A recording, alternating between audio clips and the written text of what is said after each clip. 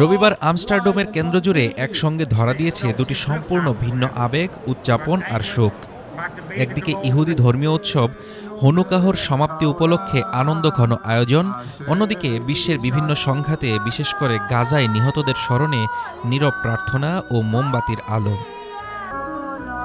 হনুকাহ উদযাপনে অংশ নেন হাজারো মানুষ। ধর্মীয় নেতাদের উপস্থিতিতে প্রজ্বলিত হয় মেনোরা, শোনা যায় গান, নৃত্য আর ঐতিহ্যের উচ্ছ্বাস। ইসরায়েলি পতাকা হাতে উপস্থিত ছিলেন সাধারণ মানুষ থেকে শুরু করে রাজনৈতিক নেতারা ও সংসদ সদস্যরা, যা এই আয়োজনকে ধর্মীয় উৎসবের পাশাপাশি একটি রাজনৈতিক তাৎপর্যও এনে দেয়।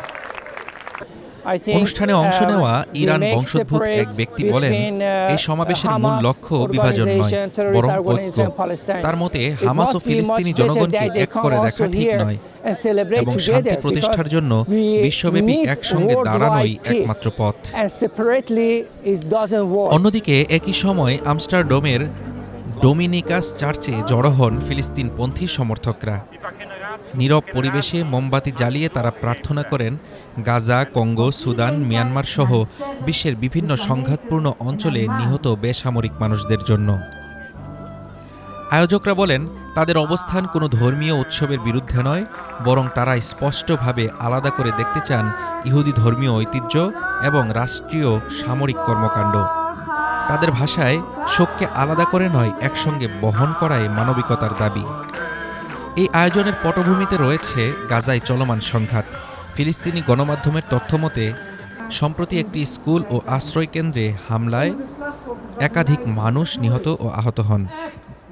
অক্টোবর 2023 থেকে শুরু হওয়া এই সংঘাতে ফিলিস্তিনি স্বাস্থ্য কর্তৃপক্ষের হিসাবে নিহত ও আহতের সংখ্যা ভয়াবহ মাত্রা ছাড়িয়েছে।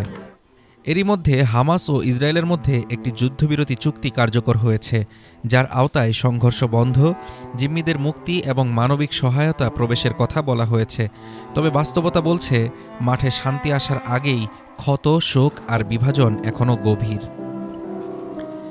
আমস্টারডামের এই দুই সমাবেশ যেন একটাই প্রশ্ন ছুড়ে দেয় বিশ্ববাসীর দিকে, বিভিন্ন বিশ্বাস আর অবস্থানের মাঝেও কি মানবিক বেদনা একসঙ্গে বহন করা সম্ভব? Desk report, Dhaka today.